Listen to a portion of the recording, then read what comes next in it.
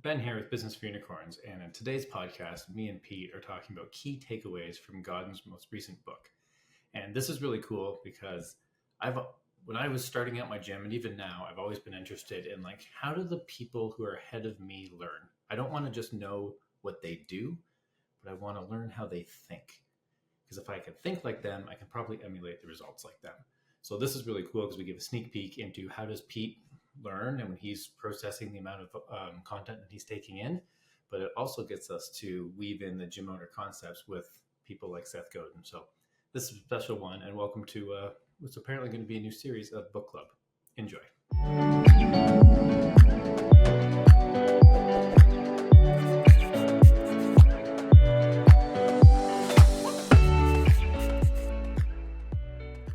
Hey friends, Ben here from Business for Unicorns, and I've got Pete today to talk about some takeaways from one of Seth Godin's books. But before we dive in, I did want to let you know that on February 6th, Mark and Stu Brower are doing a fireside chat that's everything you wanted to know or didn't think to ask about opening up a gym that's profitable from day one. So they're going to talk about how do you choose the best space and location, how much money do you actually need to fund your gym, what are the pros and cons of financing, how you should think about strategy and budget for pre-sales, what are some of the most common lease mistakes that handicap owners, and how do you set up a pricing and business model that actually makes sense from the start, and more. So February 6th with Mark and Stu.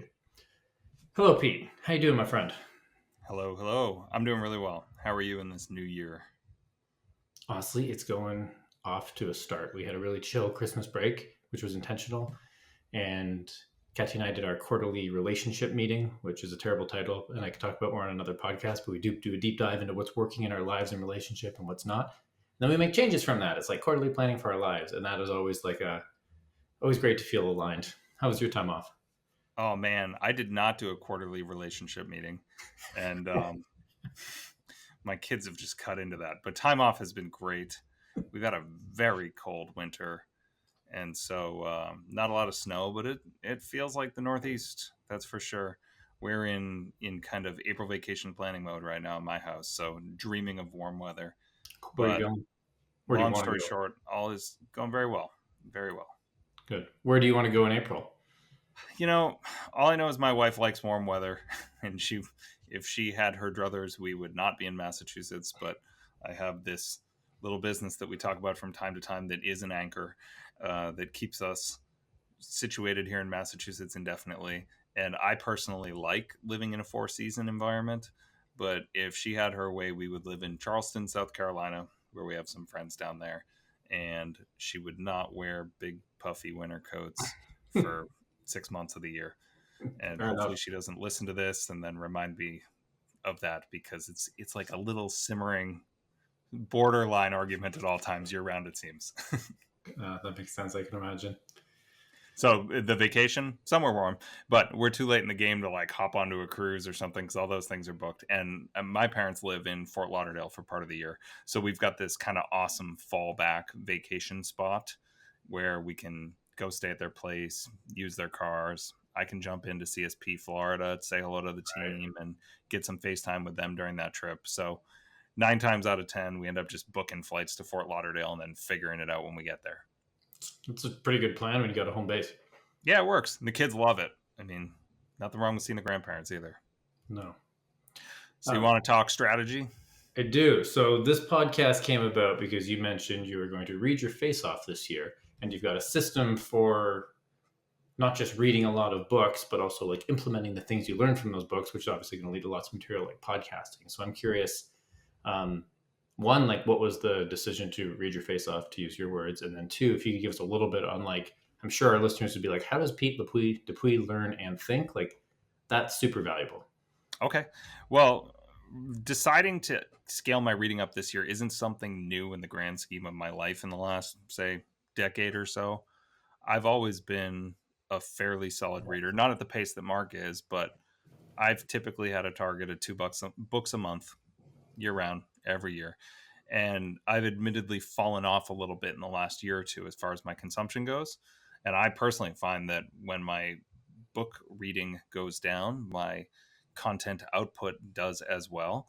And so, of all the things that I say on the internet about gym ownership, very rarely do they go up in the moment where I experience it. What usually happens is I'm reading a book and I think, oh man, that's just like that time. Like I remember that. And we did that at my gym. And it brings up an old memory, something when we were, as you and I said off air, back when my gym was running a 300 to $600,000 business, small handful of employees. Most of these lessons were learned during that window, but they're kind of reactivated by things I read in a book. And this year, I'm personally a person who likes New Year's resolutions. I know some people don't think they're great, some people love them, but for me, it energizes me, and I'm totally fine with admitting that. And I like to set some very specific goals from a resolution standpoint. And this time around, it wasn't just 2 books a month, but it's content output attached to it. Hmm. And so when I consume, I've in the last couple of years discovered my love for Kindle, and I've got out of holding books and now I've got my Kindle. And what I really like is the highlight feature, because I can highlight anything I want. And with one touch of a button, I can export all the highlights from a book right to my email account, like instantaneous. There's a PDF with all my notes with the page number. If I want to go back, I can. And it's all right there in a single file. And so the brainstorming can happen at that point. So for me, my first book of the year was This Is Strategy by Seth Godin, which I think was released in the last quarter of 2024. So it's pretty new. And I took a ton of notes. I ended up with 6 pages in a PDF of notes, a bunch of quotes, things that I found provocative or thought provoking, I guess would be a better term. And what I did was I picked out 5 of my favorites. I thought I'd sit down with you and chat about how they kind of spoke to me or how they related to what I'm doing in my operation. And I pinged you and said, let's do a podcast. And now we're here. That's perfect. Well, I appreciate you sharing. It's such a simple, like, I read out a Kindle. I highlight stuff that I find relevant. I export it all with a click to my email address. Like, it is a thing where, especially when there's so many ways to consume continuing education, and fitness is such a continuing education heavy like industry to be in. Granted, I'm sure there's other ones. I'm just not as exposed to them. It's like, how do you actually integrate everything that you're learning? And I love your system because it's really simple. Yeah, there was a time, Ben, where I used to highlight and then I'd go back at the end of a book and I'd open it up and I'd type all my highlights into an Excel file. And I even went so far as to categorize them, like, oh, this is a marketing quote. This is about lead gen. This is about leadership or whatever it is. And I had this huge file that I lived out of. And I didn't find it to be sustainable long term, but I've had this habit for a really, really long time. And right now, what I'm doing is I'm just accumulating a series of PDFs with kind of clickbaity quotes and things that I like that I can go back to when I feel like I've got writer's block. But writer's block I'm seeing only comes when I'm not reading, because right now I'm well into my second book, about to finish the second one, which I'll harass you about recording another podcast on. And it's no shortage of ideas. So the habit is just so important. I need to be reading every day. And thankfully my kids have it as an assignment at school. I mean, we Nice. have to initial the paperwork every day when they go to school saying that one of them read for a minimum of 20 minutes and the other one a minimum of 30 minutes in addition to their homework. So it's a much easier sell to get them to do it when I'm going to sit right next to them and read with them every day. Yes, you're basically guaranteed 20 to 30 minutes of reading every day. Exactly, at a minimum. And if I find a book I like, I'm in it for an hour every day on kind of the outskirts of my day, either in the morning with one of my kids or at night while my wife's winding down, checking her email or something like that. So I realize now that I missed it, and I just gotta make time for it. That makes sense. So you Well, want to talk about this particular book? We'll do some quick hitters from Godin, who yeah, I admittedly love. I'm interested in your take on this book, in addition to kind of what I think you said the 5 standout quotes were to you. So why don't we start with, like, what did you think about the book? Yeah, so let me start by saying that I love Godin's writing style. I like his brevity. I like how concise and witty he is. I like that he shows up every day on his blog. Like he's a model of consistency. And so his stuff's always spoken to me, and I've always tried to emulate it, honestly, model his approach. And that's why we jokingly say I aspire to be the Seth Godin of fitness. But I didn't love this book. And it's important that I note I didn't dislike it and power through. And, there's a lot of people who will say you should put down any book you don't like, and I don't disagree with that.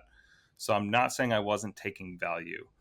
What I found a little disappointing about it was that it felt kind of meandering.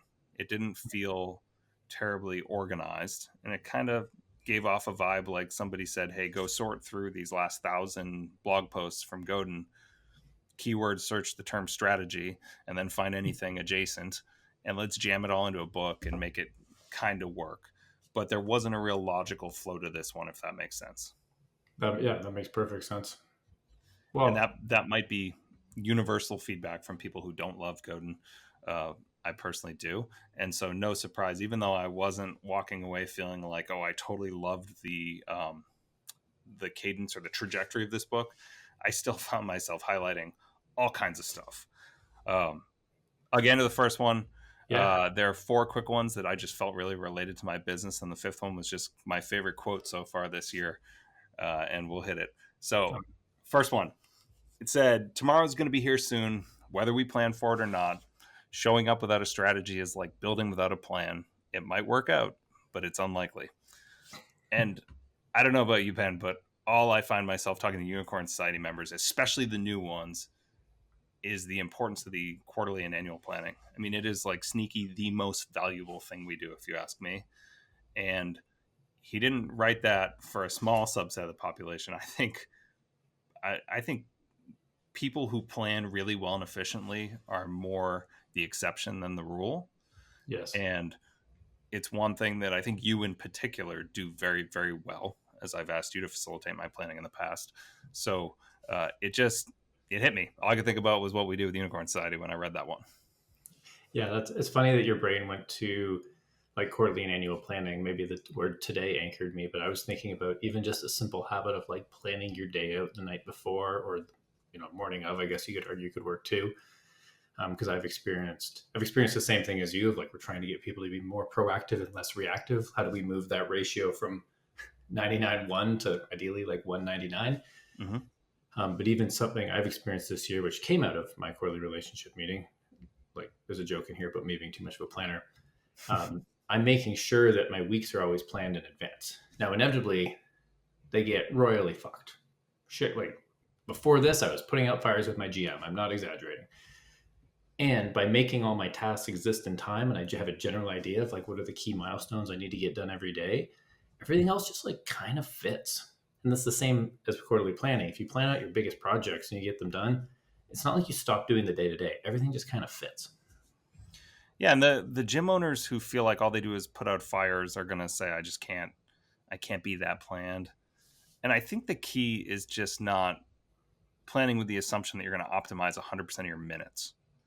It's really with the mentality, 50 to 60% of those minutes are going to be locked in, and I do have the bandwidth and kind of the reactive or responsiveness to put fires out. Because Ben, I was too today. I mean, I'm sitting in my office here at the gym. There are fires burning outside of it, I'm sure, and I'll get out there and we'll troubleshoot them, and I'll work through it with my team.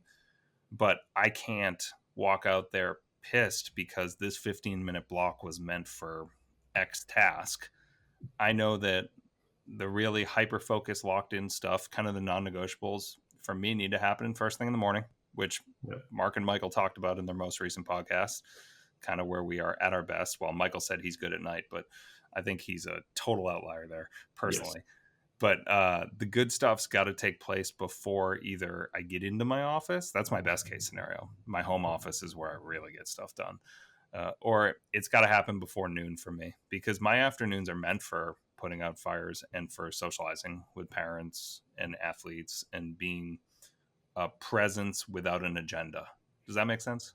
That makes total sense. I think a lot of people are in the same boat where, in a perfect world, if we could fight their natural impulse to check our email and messages and socials and all the ways people can get a hold of us first thing in the morning, and like the first thing you do is knock out an hour and a half of whatever key projects on your plate that day or that week, like we get a disproportionate amount of progress out of that. Yeah. I categorize it as before I do anything else. And I just ask myself the question, what's the one thing that if I get it done tomorrow, no matter how the rest of the day goes, I'll feel like I had a productive day?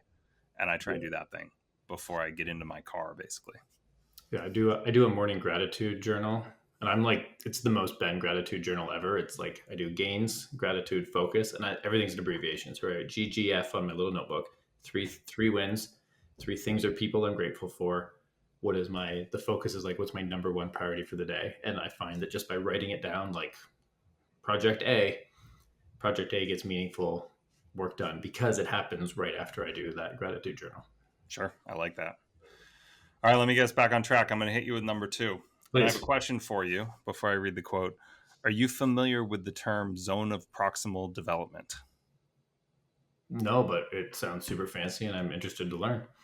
All right, so I did not I had not heard this term before I read it, but the quote said, "The zone of proximal development refers to the distance between what an individual can do without help and what they can do with guidance and encouragement from a skilled partner." And Ben, I finally found the term for what the hell we've been doing since opening these doors. And it's not like so scientific that I feel uncomfortable saying it to somebody. It's like this cool tool that we can put in our toolkit. Like when I can say to someone, "Hey, you can do what you're going to do in the weight room. You can mess around. You can train with your buddies, or you can come in here and we can give you some guidance." And what we can do is we can take advantage of what some people call the zone of proximal development. And that's your potential when you work with us. It's that extra window of opportunity. But for me, that term, I highlighted it. If I could have highlighted it with an actual highlighter on my Kindle, I would have, because it's like, it's going to be that new term that I won't stop using when you and I chat off the radar too. Because it is what we do. It's what we do at the gym. It's what we do in Unicorn Society. It is potential discovered, as far as I'm concerned, with an investment. Yeah, that's a good way to think of it, as potential discovered. Because yeah, we've said it, like I've said it in sales calls with potential BFU members who are interested in joining. It's like you're doing pretty good, and you're probably going to be successful without us. Like we don't, lovingly, like we believe in the great quality work that we do, but it's not like we think we're king shit and that if you don't hire Unicorn Society, your business is going to go up in flames. Like, let's be real here. We're not that egotistical. But like, what would your business look like if you're surrounded by 100 other gym owners in the same boat? The same way, what would my kid's baseball career look like if he's training in the same place the pros do? Like, it's going to be like, you can't argue that ceiling is higher. Yeah, we're the fuel that you could pour on the fire. And that is kind of one of the cool things that we're spoiled with here when we, like, within the consulting piece, that we can be picky about who we work with, um, because it's important to note that you do say no to people. Yeah, I mean, you're not mean about it.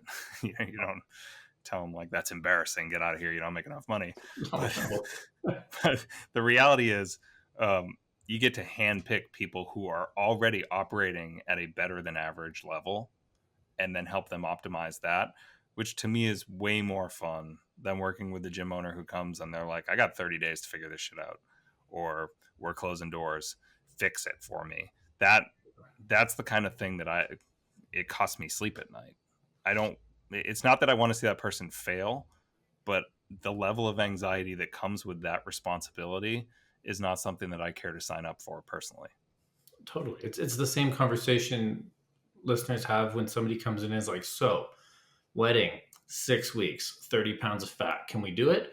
It's like you want to make sure it's a good fit. And if you're the get quick fit quick in 6 weeks place, like it's your bread and butter.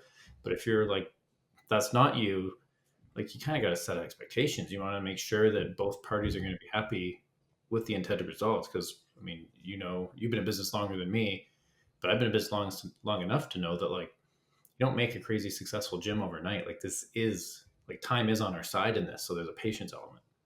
Oh yeah, it takes a long time to become an overnight success.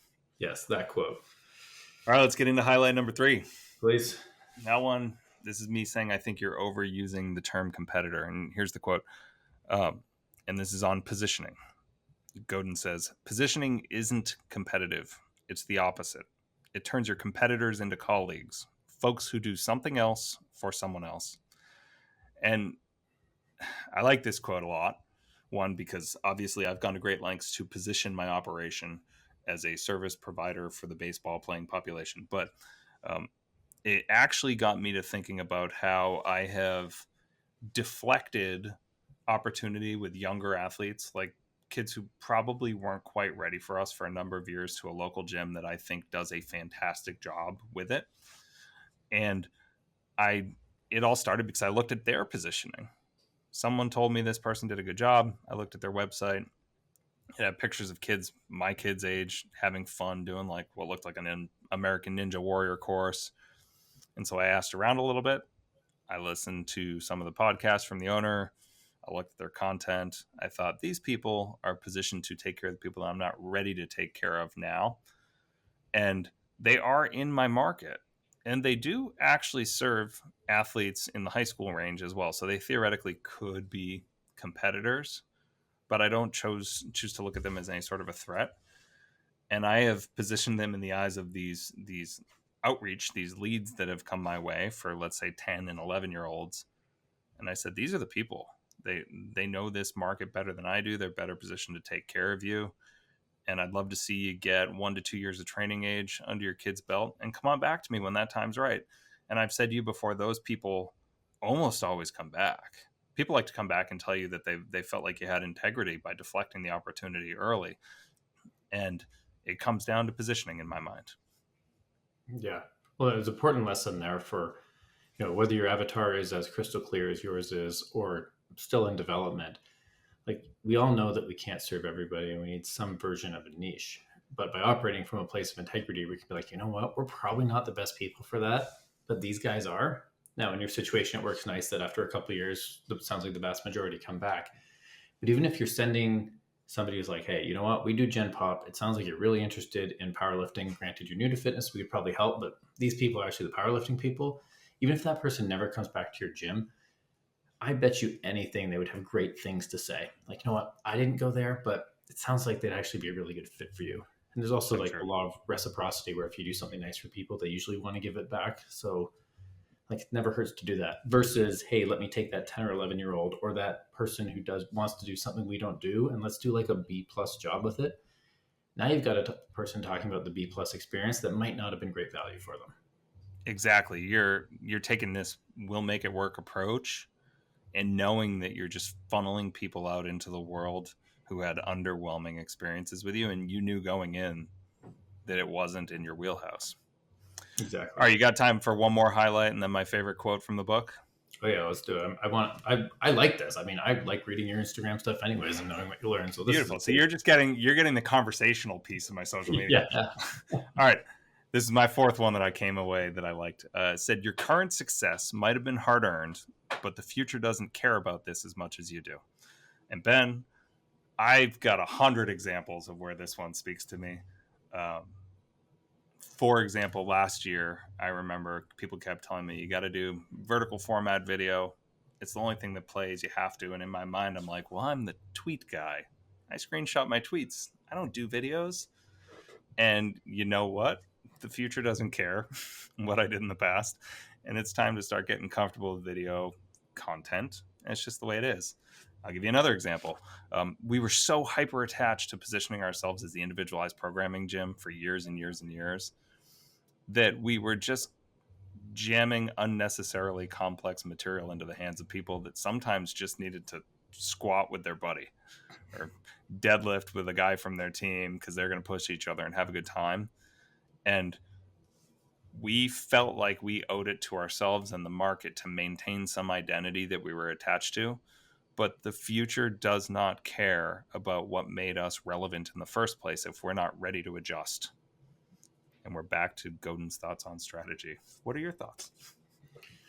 Yeah, the piece that comes to mind, like I think from a gym owner perspective, is like it doesn't matter how much you grinded in the first couple of years. Like, you may still need to do a bit of grinding. I don't even love that word. I just don't have a better synonym. That it's like, yeah, like it's still up to you what opportunities you pursue. There isn't a point where you can just really like truly put on cruise control. I mean, I think it's a perfect case in point to what you said earlier, where like CSP is like one of the go-to gyms for MLB in the United States. You guys have been around forever. Freaking business partner, strength coach for the Yankees, and you're still like, yeah, I got to go put out fires after this podcast. Like, we don't. I don't know. It's like when people say like you deserve it or you earned it. It's like the future doesn't care. There's Lady Justice isn't weighing the scales to be like, well, this person's put in enough hours that now it's supposed to be easy for them. Like it's, I'm not saying it always has to be hard, but there's no, I kind of believe that people don't really deserve anything. Like you get what you get. Totally agree. So to your point about me putting out fires, maybe you can relate to this. One of the things that drives me a little crazy, but I totally understand it when we do consulting or coaching, or I had an observational guest in the other day. It's wild to me how often I explain my reality and they're like, it makes me feel so good to learn that you struggle with that. And I'm like, well, I'm glad you're over there enjoying my discomfort. But there's just this assumption that everybody we see on the internet is just killing life. And every day is just like go in and ring that cash register and then go home as early as you can and just put your feet up because you own a kick-ass gym. And so many people take great comfort in seeing our vulnerability as coaches and gym owners. So maybe you don't feel that at all. It happens to me 2 to 3 times a week, I think. Yeah, I mean, I'm not as fitness industry famous as you are, and I know it's very marketable for me to talk about like I work in my gym half a day a week, and that's typically true. But it doesn't mean that when my GM sends me a Slack message about how she's had a terrible day and people are kind of giving her shit and there's some problems, that I'm like, would it be better if we could talk about this today rather than waiting till tomorrow? And she's like, I'd actually love that if we're on the phone for 45 minutes.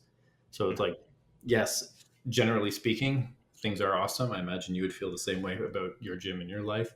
And they're awesome because we're putting out those fires. They're awesome because we're not assuming that the future will take care of us because we did ABC 5 to 10 years ago. Yeah, I put something on the internet years back that basically said, when I look back on the history of my business, the underwhelming years are actually highlighted by a lack of fires to put out and a somewhat underwhelming kind of, I would say, continuing education and staff meeting environment. Like fires come because we're passionate about what we're doing and we're moving fast and breaking things. And to me, that's a healthy, functioning, kind of chugging along business. So when I'm not putting out fires, at first I'm thinking about how great it is, but then all of a sudden I think to myself, oh no, am I back into a dip and I didn't see it coming? Like it gives me a little bit of a panic attack when things are going too well. But that's some psychopath stuff right there. Yeah, well, a little truth to that and maybe a little bit of psychopath. All right, can we wrap with my favorite quote from the book? I don't think I need to elaborate on it that much, but every once in a while I read something, often from Seth Godin, where I'm like, damn it, I wish I said that. And Seth said, low price is the last refuge of the marketer who has run out of things to say. And I thought to myself, damn you, Seth Godin. I love that because the snarky stuff is the stuff that plays the best on the internet. It's not who I am, and I don't think it's who he is either, but it's such a great mic drop quote. Yeah, can you say that one more time? Yes. Sorry, I clicked back to my camera view because I wanted to look at your pretty face. Low price is the last refuge of the marketer who has run out of things to say. Honestly, I think we end it there. That's perfect. We'll leave it at that. There's your quote of the week. This is our first iteration of book club that you didn't know you were getting into. This is the book club you didn't know you asked for, but you're going to love. All right, let's do it again. Like I said, I've got about 40 pages left in book number 2 of the year, so I'll hit you with notes. That sounds perfect. We'll make it happen. Well, thanks for your time and enjoy the rest of your day. Good chatting. You too. Talk soon.